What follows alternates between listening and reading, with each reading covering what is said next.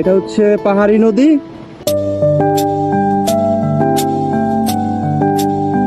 জাঙ্গালিয়া বাজার, পাহাড়ি নদী দিয়ে জাঙ্গালি বাজার দিয়ে এসে আইয়ুবপুর ইউনিয়ন শেষ, ডৌকারচর ইউনিয়ন শুরু। ডৌকারচর ইউনিয়নের ভিতরে এই যে বৈষম্য, এই যে রাস্তা মোটামুটি হয়েছে, এই জায়গাটা দেখেন রাস্তাঘাটের অবস্থা। একবারে আপনাকে যদি বলি যে আরিয়ল খাঁ নদীর পাশ দিয়ে যে রাস্তাটা গেছে আদিবাদ ব্রিজ থেকে, হ্যাঁ, ওই তেলিপাড়া পর্যন্ত, ওই রাস্তাটা বাদে মানে কেউ বলতে পারবে না আমাদের ডৌকারচর ইউনিয়নের ভিতরে একটা ভালো পাকা রাস্তা আছে। তো রাস্তাঘাটের এরকম হচ্ছে দুর্দর্শ অবস্থা। ইউনিয়নের আসলে মা বাপ নাই।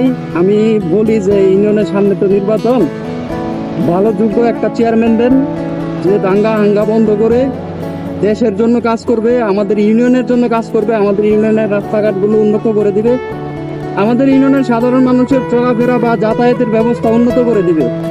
সবাই ভালো থাকবেন, সুস্থ থাকবেন এবং আপনারা আমাদের ইউনিয়নের বিষয়ে সব মতামত প্রকাশ করবেন। আপনারা যারা ডৌকারচরে বসবাস করতেছেন তাদের মতামত বা ভূমিকা চাই, যে সামনে আমাদের ইউনিয়নের চলাফেরা বা কিভাবে আমাদের ইউনিয়নের সৌন্দর্য ফিরিয়ে আনা যায়, রাস্তা থেকে শুরু করে প্রাকৃতিক পরিবেশ, হ্যাঁ, শিক্ষা ব্যবস্থা কিভাবে উন্নত করা যায়। আমরা একটা সোসাইটি গড়তে চাই আমাদের ইউনিয়নে যুব সমাজের পক্ষ থেকে। যারা যারা আছো, তোমরা ছোট ভাই হোক আর বড় ভাই যারা আছেন, সবাই মিলে চাই যে আমাদের ইউনিয়নটা সুন্দরভাবে গড়ে তুলি।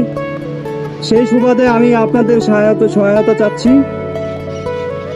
যারা যারা আমার এই ভিডিওটা দেখতেছেন, শুধু রাস্তা নয়, আমাদের ইউনিয়নের সম্পূর্ণ কাজে যেন আমরা ভালো কাজে অংশগ্রহণ করতে পারি এবং আমাদের ইউনিয়নের হতদরিদ্র মানুষ কারা কারা আছে সেই তালিকা করে আমরা একটা ডোনেশনের একটা জায়গা তৈরি করতে পারি। তো এই জন্যই আমি সবাইকে আহ্বান জানাই যারা দেশে এবং দেশের বাইরে আছেন বর্তমানে ডৌকারচর ইউনিয়নে বসবাসরত, আপনারা যদি ইউনিয়নের ভালো চান অবশ্যই আমরা এক প্যানেলে হয়ে কাজ করতে পারি, যোগ্য একটা চেয়ারম্যান বানাইতে পারি।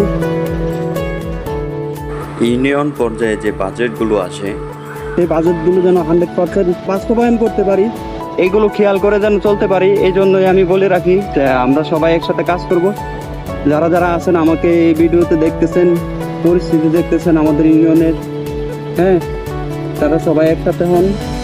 সেই সুবাদে আমি আপনাদের কাছে এই আর্জি রাখলাম। সবাই ভালো থাকবেন, সুস্থ থাকবেন। আল্লাহ হাফেজ।